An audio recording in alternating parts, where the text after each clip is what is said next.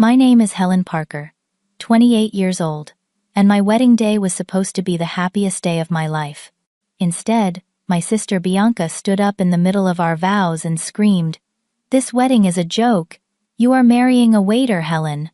How pathetic. The room fell silent. I wanted to disappear. But my soon-to-be husband Marcus squeezed my hand and whispered, "Should we tell her who I really am?" I shook my head. The surprise would come later. Let me know where you are watching from in the comments, and do not forget to like and subscribe to hear how my sister learned an unforgettable lesson about judging people. I grew up in an affluent neighborhood in Boston, where success was measured by the size of your bank account and the prestige of your last name. My father, Thomas Parker, was the chief executive officer of a major financial firm that managed billions in assets. Every morning, he would leave our sprawling colonial home, in his tailored suit briefcase in hand, ready to conquer another day in the corporate world. He expected nothing less than perfection from his family, especially his daughters.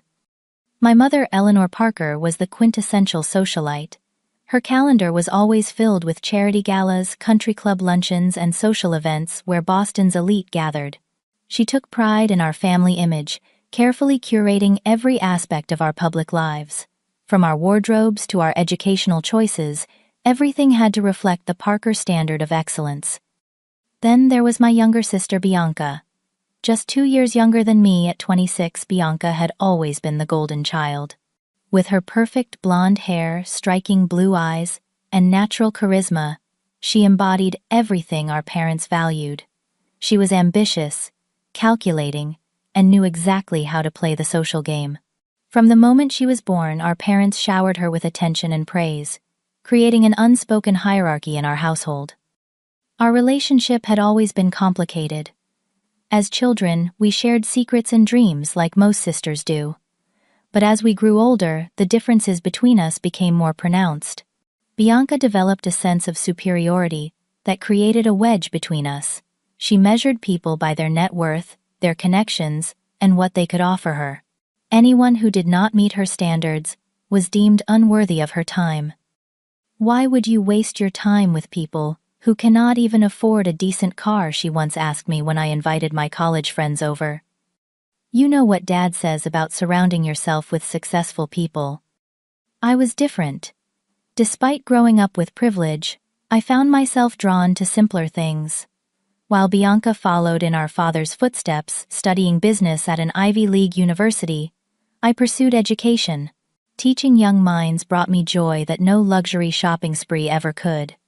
This choice became the first major disappointment I delivered to my family. Education. "Helen, do you realize how much potential you are wasting?"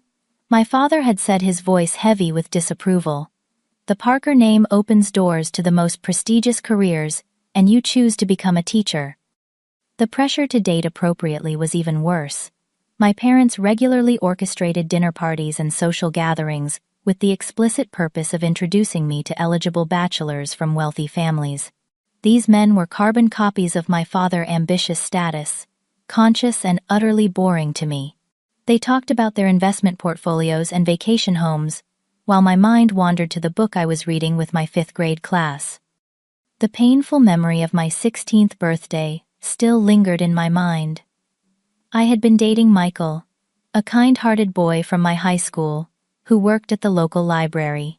When he arrived at my birthday party with a thoughtfully wrapped book and handwritten card, Bianca publicly humiliated him. "Is that all you could afford?" she had laughed loud enough for everyone to hear. "Helen, your standards are shockingly low." Michael never called me again after that night, and something inside me hardened against my sister. By the time I turned 23, I had enough. I moved out of our family mansion, found a modest apartment near the elementary school where I taught, and refused any financial assistance from my parents. It was the first time I truly felt free, even if my bank account was significantly smaller. "You will come running back when you realize how difficult the real world is," my father had predicted when I packed my belongings. I never did. Instead, I built a life I was proud of. my tiny apartment became a sanctuary filled with books, plants, and mismatched furniture that told stories of flea market adventures. My colleagues became true friends who valued me for my ideas and compassion, not my family name. My relationship with my family grew increasingly distant. Holiday gatherings became tense affairs, where we exchanged pleasantries and avoided any meaningful conversation. Bianca would arrive with stories of her latest achievements and acquisitions, while our parents beamed with pride. I would sit quietly feeling like an outsider in my own family. Helen still playing with children all day, Bianca would ask with a thinly veiled smirk. How adorable. I learned to brush off these comments, but they still stung. Deep down, I yearned for my family to accept me for who I was, not who they wanted me to be. But as years passed, I realized that might never happen. So I focused on building my own happiness, unaware that a chance encounter would soon change everything. It was a Friday evening in May, when my life took an unexpected turn. After a particularly challenging week of parent-teacher conferences, my colleagues suggested we treat ourselves to dinner at Lumiere, an upscale French restaurant downtown. Under normal circumstances, I would have declined. The place was far beyond my teacher's budget, but it was the end of the school year and we all deserved a celebration. The restaurant was everything you would expect from a five-star establishment: crystal chandeliers, plush velvet chairs, and an atmosphere of refined elegance. We were seated at a corner table, with a view of the Boston skyline glittering against the night sky. As I settled into my chair feeling slightly out of place in my simple black dress, he appeared beside our table. "Good evening, ladies. My name is Marcus, and I will be your server tonight." I looked up and met the warmest brown eyes I had ever seen. Marcus was tall with broad shoulders and a gentle smile that immediately put me at ease. His voice carried a quiet confidence that stood out in this pretentious setting. When he handed me the menu, our fingers brushed briefly, and I felt an unexpected flutter in my chest. "Is this your first time dining with us?" he asked, his attention seemingly focused on me despite addressing the entire table. "Yes," I replied, suddenly aware of how dry my throat felt. "Any recommendations?"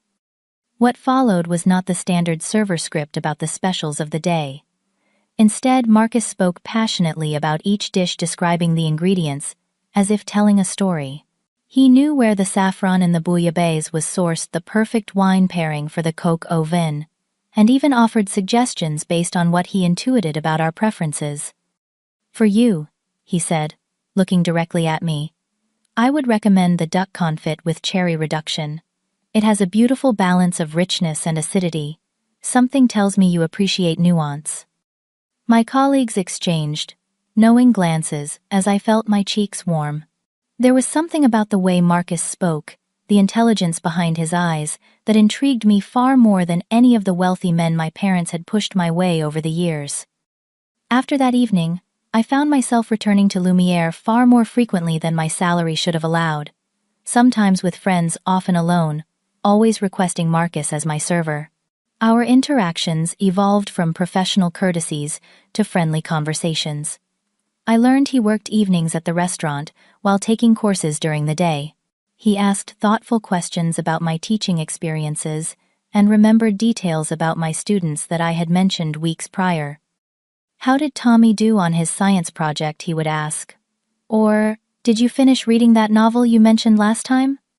After a month of these dinner visits, Marcus finally asked the question I had been hoping for. "I hope this is not inappropriate, but would you like to join me for coffee sometime? When I am not working, of course." Our first date was nothing like I expected. Instead of taking me to an expensive restaurant or trendy bar, Marcus invited me to a small art exhibition in a converted warehouse. The space showcased works from emerging local artists, with proceeds supporting art programs in underserved schools. "I thought this might interest you given your passion for education," he explained as we wandered through the gallery. What struck me most that evening was Marcus's knowledge. He spoke about the various artistic techniques with unexpected expertise, analyzing brushstrokes and color theory, as if he had studied fine arts for years. When our conversation shifted to current economic trends affecting education funding, he offered insights that revealed a sophisticated understanding of financial systems. "How do you know all this?" I asked, genuinely curious about this server, who seemed to possess knowledge well beyond his profession. "I read a lot," he answered with a modest smile. "And I listen. You can learn so much just by paying attention to the world around you." As weeks turned into months, I found myself falling deeply in love with Marcus. He was ambitious, yet humble, intelligent, without being condescending, and treated everyone with equal respect, whether they were the restaurant's head chef or the parking attendant. He made me laugh with witty observations and challenged my thinking with thoughtful questions. Yet there were mysteries about him that I could not quite unravel. Sometimes his phone would ring, and he would step away to take calls in private, returning with a slightly distracted expression. When I asked about his family, he provided vague answers about growing up in Chicago, with parents who worked in business. He never invited me to his apartment, always meeting at my place, or public locations. "I have terrible roommates," he would joke when I asked. "Trust me, you do not want to see that disaster." These peculiarities might have raised red flags with someone else, but I trusted Marcus. The connection between us felt genuine and deep. Unlike the men from my parents' social circle who tried to impress me with status symbols, Marcus won me over with his character, his kindness, and the way he looked at me as if I were the most fascinating person he had ever met. "I love that you chose teaching," he told me one evening, as we walked along the Charles River. "It takes courage to follow your passion, instead of chasing money or status." No one in my life had ever validated my choices that way. With Marcus, I felt seen for who I truly was, not who someone wanted me to be. I had found something rare and precious, a man who valued substance over surface just as I did, or so I thought at the time. Little did I know that Marcus had secrets of his own secrets that would eventually turn my world upside down. After 6 months of dating, Marcus and I had settled into a comfortable rhythm. We spent weekends exploring hidden corners of Boston, cooking together in my tiny kitchen, and having deep conversations that lasted until dawn. I was happier than I had ever been, but there was one cloud hanging over our relationship.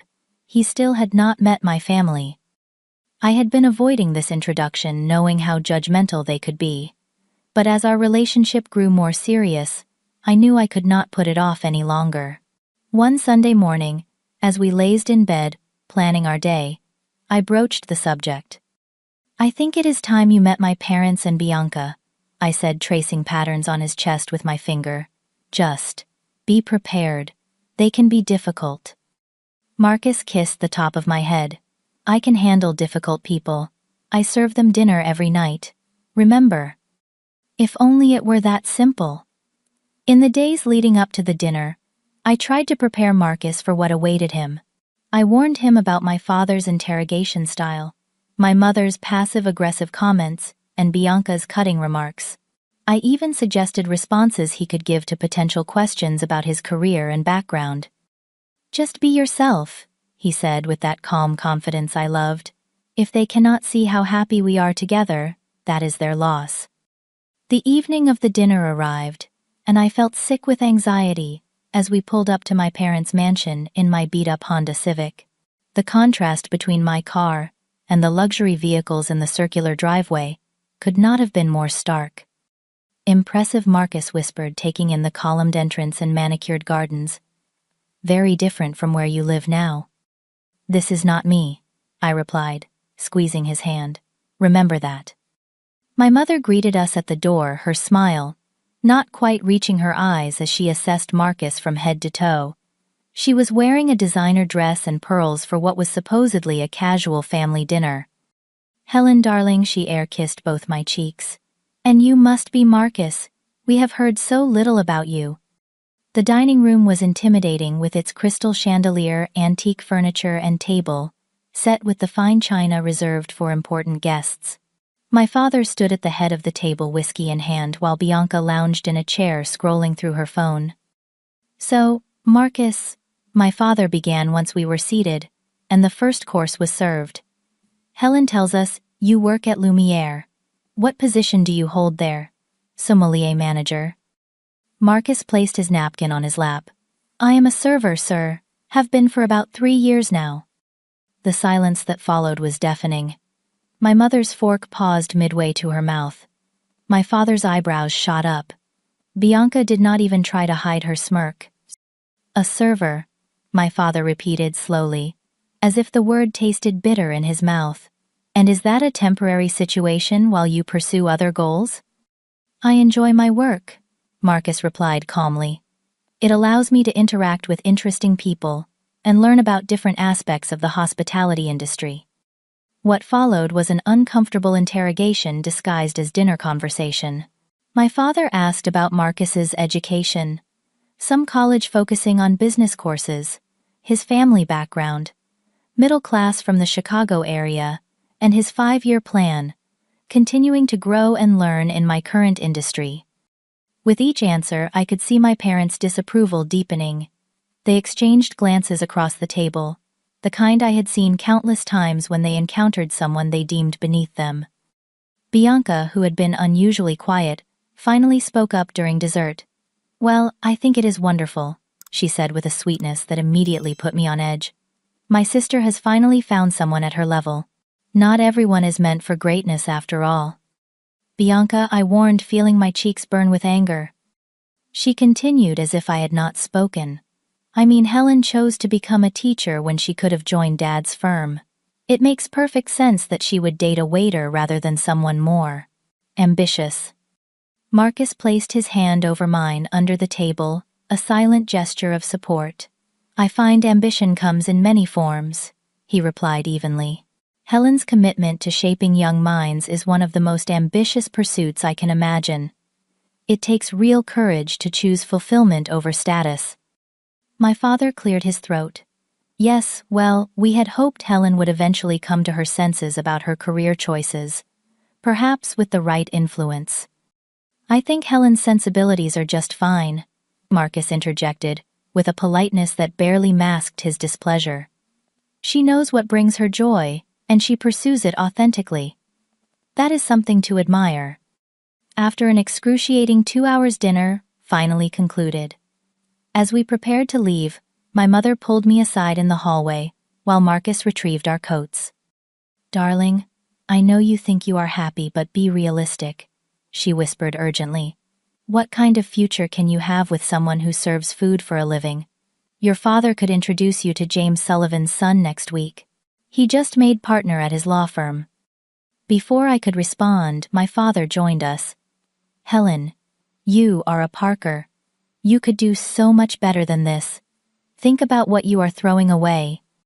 Bianca sauntered over, adding her unwanted opinion. At least we will get discounted meals at Lumiere. That is something, right? She laughed at her own joke. I had reached my limit. Marcus is kind, intelligent, and treats me with respect. That is more than I can say for how any of you have treated me tonight. He may be a server, but he has more class than this entire room combined. I grabbed Marcus's hand and stormed out, fighting back tears until we were safely in my car. Once inside, I broke down, apologizing profusely for my family's behavior. Marcus simply pulled me into his arms. Hey, it is okay. Their opinion of me does not matter. Only yours does. They were horrible to you, I sobbed against his shirt. They are afraid, he said thoughtfully. People who measure worth by status and money are often afraid of losing those things. It makes them judge harshly. I pulled back to look at him, amazed by his composure. You are not angry. He smiled, wiping a tear from my cheek. Why would I be angry about someone else's limitations? I know who I am, Helen, and more importantly, I know who you are. That is all that matters. In that moment, sitting in my old car outside my parents' mansion, I fell even deeper in love with Marcus. He had faced my family's worst behavior and emerged with dignity intact.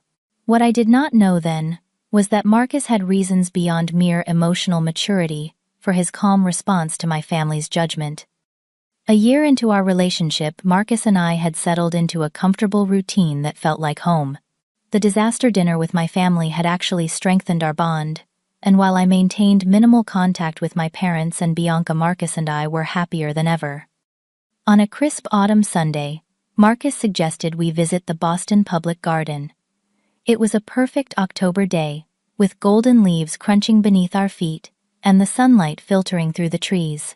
We stopped to watch the swan boats glide across the pond, my head resting on his shoulder. "Let us walk over to the willow grove," he suggested, taking my hand. "I heard it is beautiful this time of year." The secluded spot under the weeping willows was indeed breathtaking, the cascading branches, creating a private sanctuary. Marcus suddenly seemed nervous, which was unusual for him. He fidgeted with something in his pocket and cleared his throat several times. "Helen," he finally said, turning to face me, "this past year has shown me what true happiness feels like. You loved me when you thought I had nothing to offer but myself." Before I could respond, he dropped to one knee and pulled out a small velvet box. Inside was a stunning diamond ring that caught the sunlight, sending prisms of color dancing around us. "Will you marry me?" he asked, his voice filled with emotion. Tears sprang to my eyes as I nodded, too overcome to speak. When he slipped the ring onto my finger, I gasped at its beauty. The center diamond was larger than anything I would have expected, surrounded by smaller stones in an intricate vintage setting. "Marcus, this must have cost a fortune," I whispered once I found my voice. "How did you afford this on a server's salary?" He kissed me softly. "I have been saving for a long time. Some things are worth every penny." It was the first of many moments that made me wonder if there was more to Marcus than he had revealed. The ring was easily worth several months of his salary, possibly more. But I was too happy to dwell on it, choosing instead to bask in the joy of our engagement.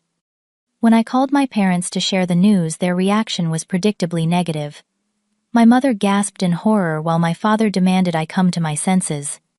"Helen, you cannot possibly be serious," my mother said, her voice tight with disapproval, marrying a waiter.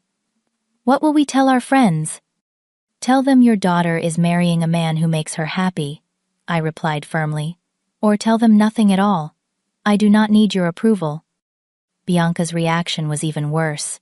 She called me directly, something she rarely did. "Are you pregnant?" she asked bluntly. "Because that is the only reason I can imagine for this rushed engagement to someone so beneath you." "He is not beneath me, Bianca. And no, I am not pregnant. I am in love." She scoffed. "Love does not pay bills, Helen. Wake up. He probably just wants access to the Parker money." "Marcus has never asked me for money. He does not even let me pay when we go out." "Of course not. He is playing the long game. Men like him always do." I hung up on her, but the seeds of doubt had been planted. Not about Marcus's character, but about his financial situation.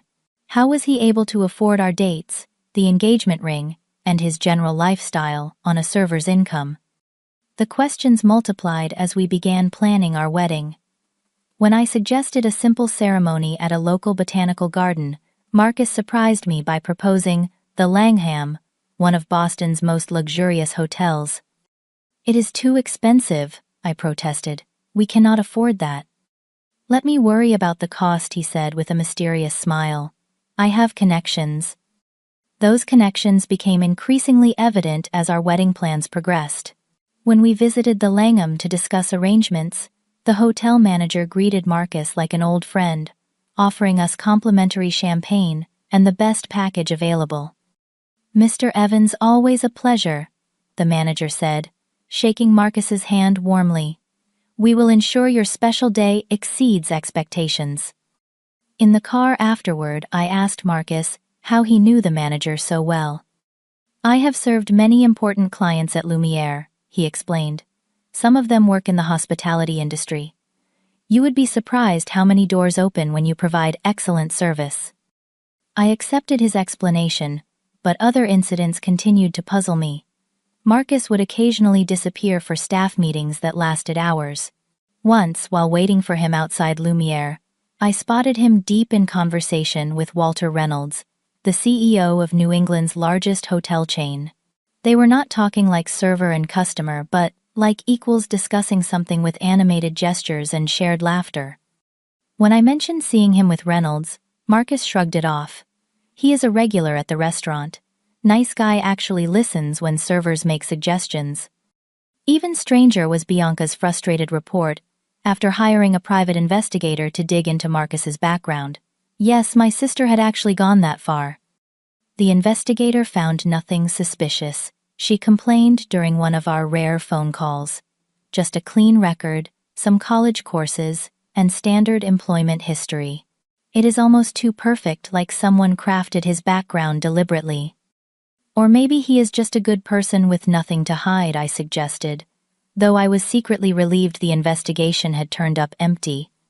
Despite these lingering questions, my trust in Marcus never wavered. I had seen his character, his kindness, his integrity, in countless small moments that could not be faked. If he had secrets, I believed they were not malicious ones.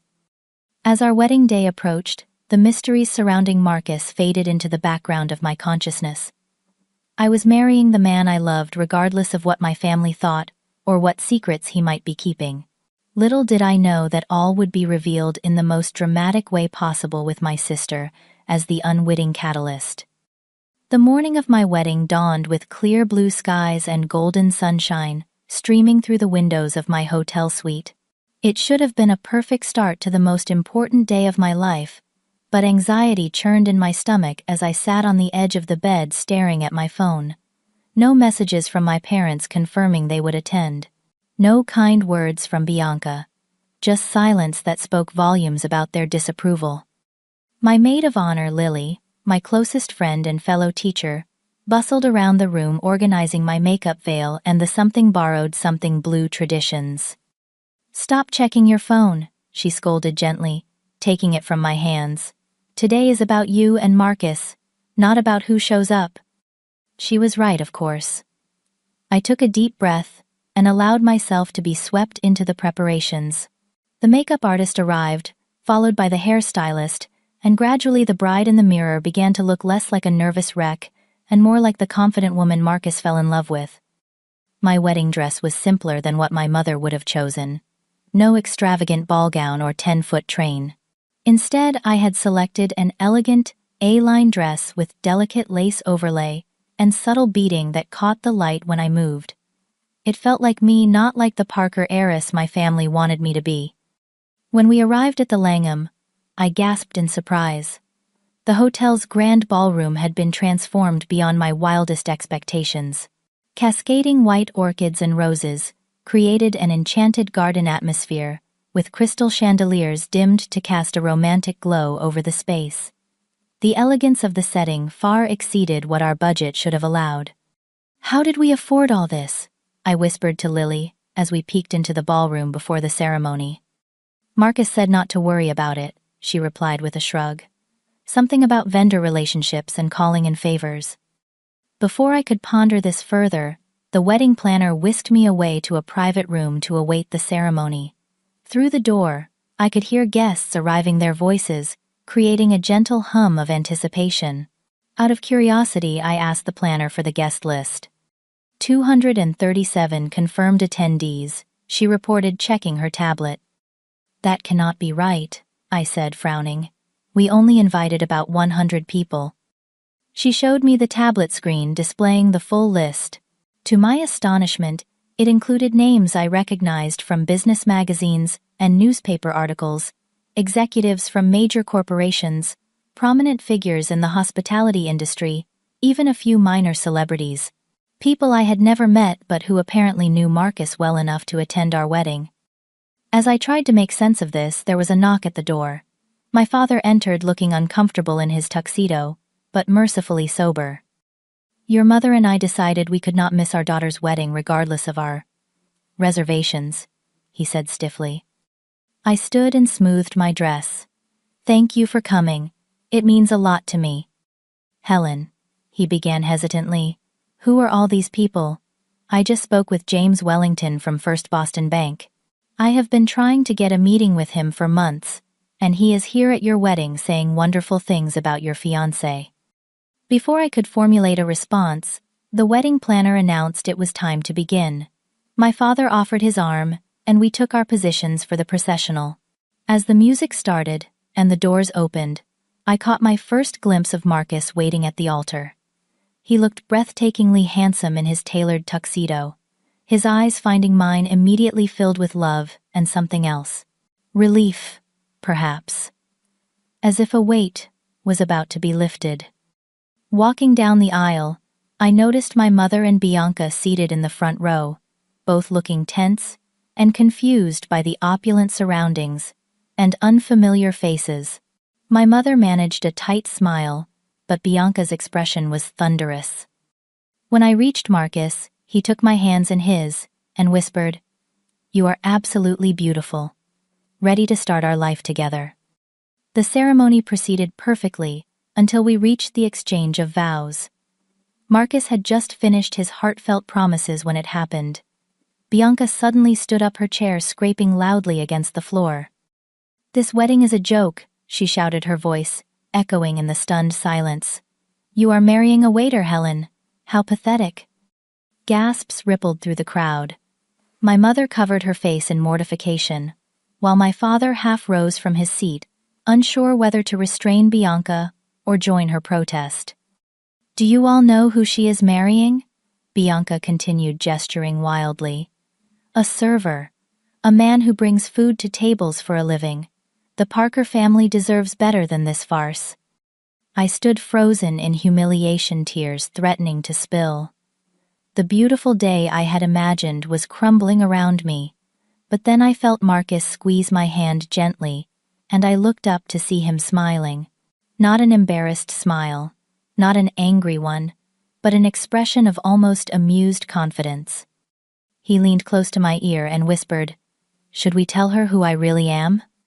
Through my tears, I shook my head slightly. Let her find out with everyone else."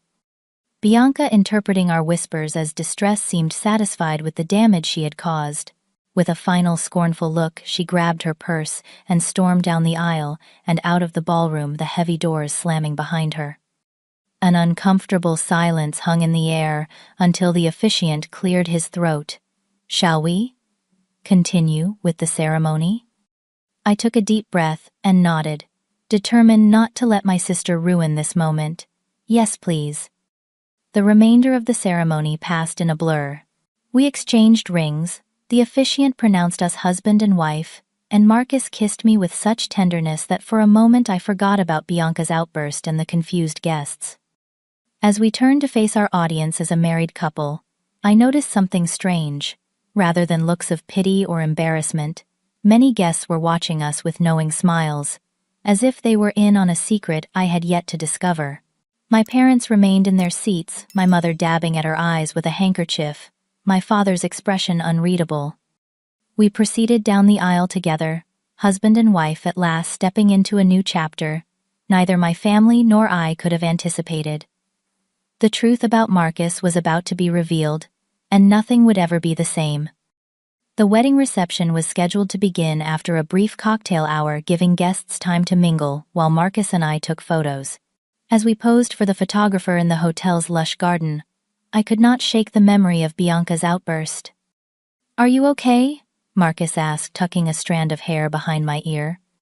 "I am so sorry about my sister," I said, fighting back fresh tears. "She had no right to embarrass you like that." He smiled, a knowing gleam in his eyes. "Do not worry about Bianca. I have a feeling she will be the one feeling embarrassed very soon." Before I could ask what he meant, we were ushered back inside for our grand entrance. The ballroom had been transformed yet again, now featuring elegant table settings with towering floral centerpieces, a dance floor, and a stage where a live band played soft jazz. Crystal chandeliers cast a warm glow over the scene, and waitstaff circulated with champagne and hors d'oeuvres that looked more appropriate for a presidential dinner than a teacher's wedding. As we entered, the guests rose to their feet applauding. I scanned the crowd and was surprised to see Bianca had returned, standing at the back with a sullen expression. My parents were at their assigned table, looking uncomfortable and out of place among the high-profile guests. During dinner, I noticed people approaching our table continuously, Not just to offer congratulations, but to speak with Marcus specifically. CEOs, financial executives, and hospitality magnates greeted him with respect bordering on deference. They discussed business matters in hushed tones, using industry jargon I did not fully understand before moving on with knowing smiles.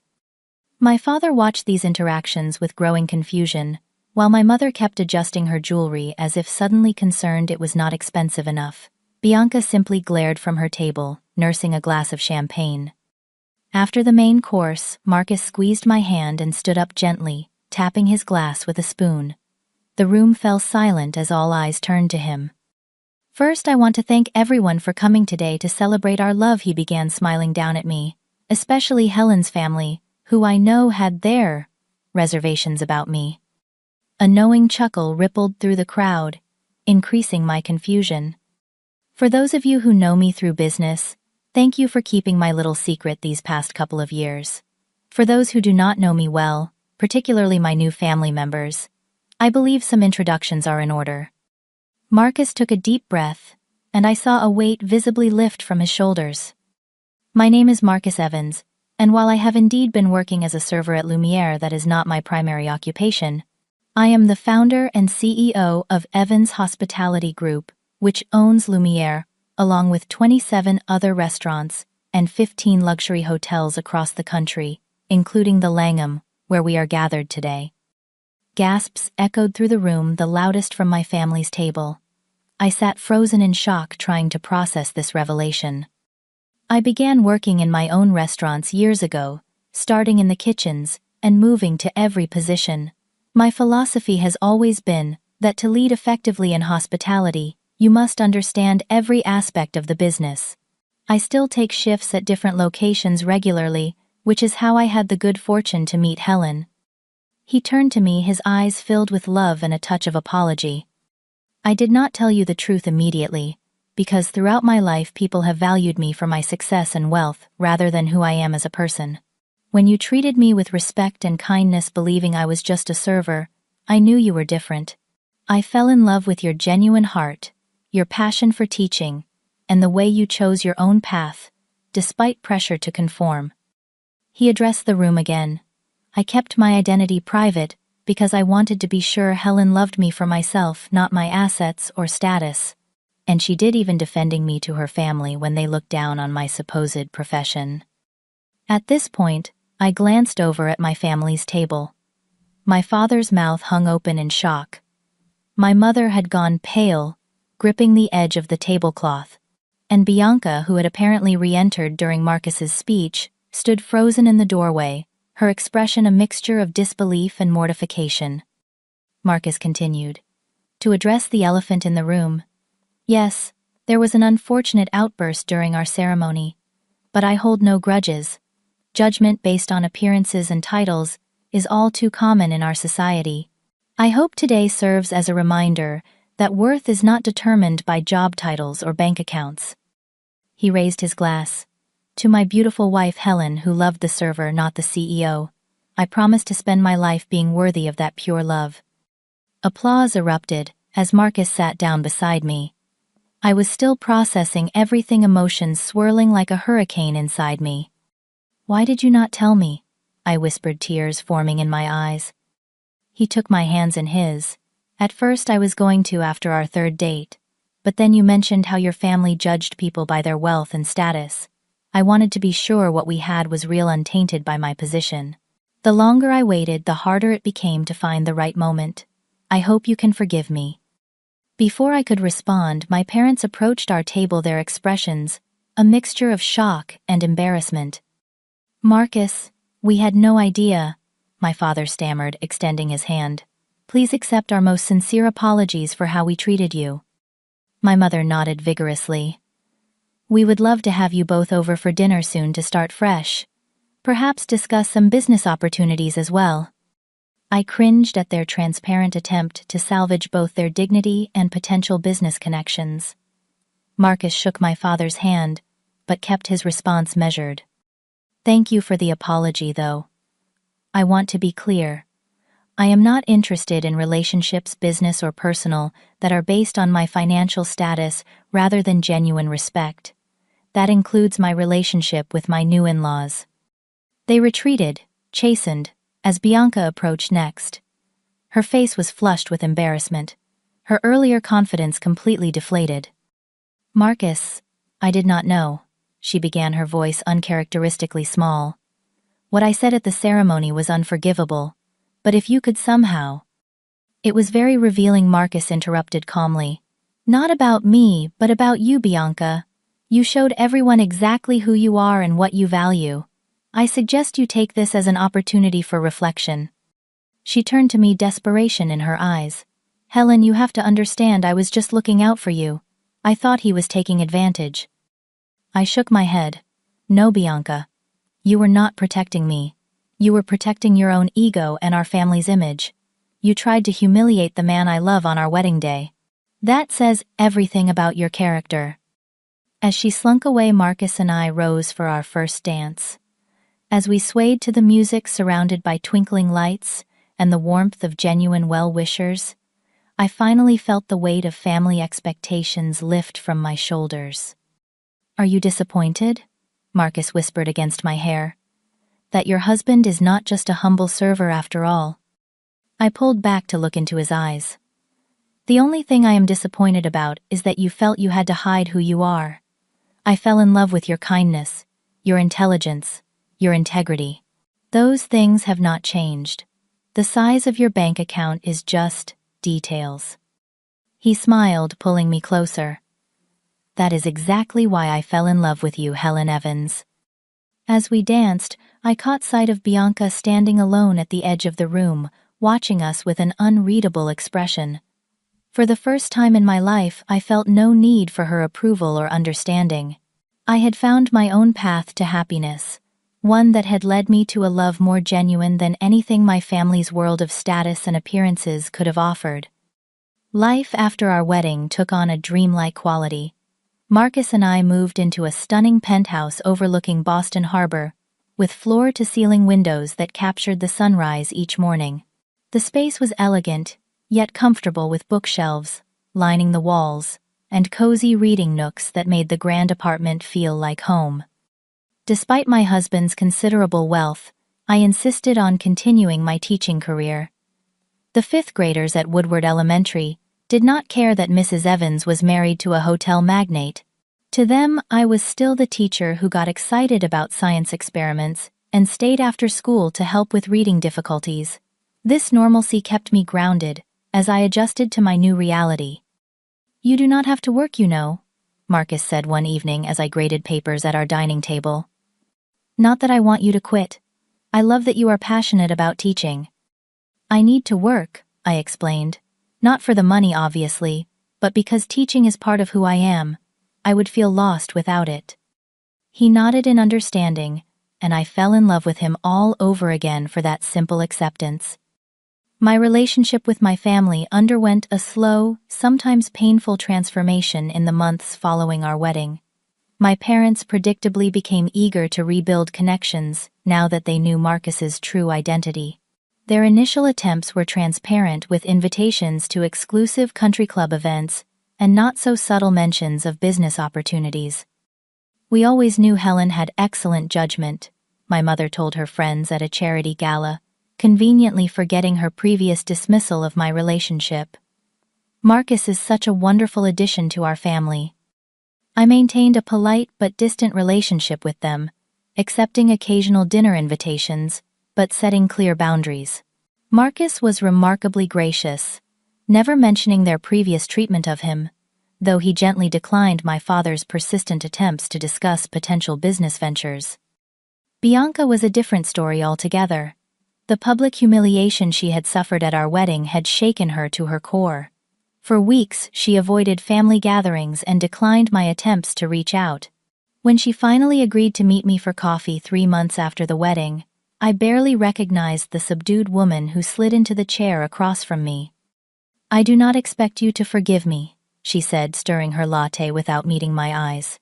"What I did was unforgivable." "Why did you do it, Bianca?" I asked, genuinely wanting to understand. Was embarrassing me really worth it? She was quiet for a long moment. "I was jealous," she finally admitted, her voice barely above a whisper. Not of Marcus, obviously, since I thought he was just a server. I was jealous of your happiness, of how you found contentment without following the path our parents set for us. You could have made your own choices too, I pointed out. I know that now, but I have spent my entire life measuring success by our parents' standards, prestige, wealth, status. When you rejected those values and still found happiness, it made me question everything I had been working for. She looked up, tears in her eyes, and it was easier to tear you down than to face those questions. That coffee meeting was the first of many conversations, as Bianca slowly worked to rebuild our relationship. It was not easy. Trust once broken does not mend overnight. But I saw genuine changes in my sister as she reevaluated her priorities and began making choices based on her own happiness, rather than our parents' expectations. 6 months after our wedding, she left her high-pressure corporate job to pursue a long-ignored passion for interior design. A year later, she was dating a kindergarten teacher. She met through me, a kind man whose bank account would never impress our father, but whose character made Bianca genuinely happy. As for me, healing came gradually. The pain of my family's rejection had cut deep, leaving scars that would always be part of my story. But with Marcus's unwavering support and love, I learned to look at those scars not as reminders of hurt but as evidence of my strength and growth. You know what I admire most about you, Marcus said one evening, as we walked along the beach near our weekend home on Cape Cod. Your capacity for forgiveness, without compromising your values. You have given your family a chance to change, without letting them pull you back into their world. He was right. I had found a balance maintaining relationships with my family while staying true to myself. It was not perfect, but it was honest, and that mattered more than any facade of family harmony. Marcus and I used our position and resources to create opportunities for others. We established a foundation that provided scholarships for education students and funded arts programs in underserved schools. Marcus continued his practice of working shifts in his hotels and restaurants, believing that leadership required understanding every aspect of the business. The greatest lesson I learned through my journey was that true value has nothing to do with job titles, bank accounts, or social status. It lies in integrity, kindness, and the courage to live authentically, even when others judge or criticize. Marcus had demonstrated this by working as a server, despite his wealth, finding joy in the work itself rather than the prestige it might or might not carry. My sister had learned it the hard way through public humiliation and private soul-searching, and I had discovered it by following my heart, even when my family tried to convince me it was leading me astray. Life is not about the impressions we make or the appearances we maintain. It is about the connections we build, the lives we touch, and the love we share. Sometimes the most valuable treasures come in unexpected packages, and those who judge by outward appearances miss the true richness life has to offer. Have you ever misjudged someone based on their job or appearance, only to discover there was so much more beneath the surface? Share your experiences in the comments below. And if this story resonated with you, please like, subscribe, and share it with someone who might need a reminder that true worth goes far deeper than titles or status. Thank you for listening to my journey. And remember that sometimes the greatest surprises come when we open our hearts to seeing people for who they truly are, not what they do for a living.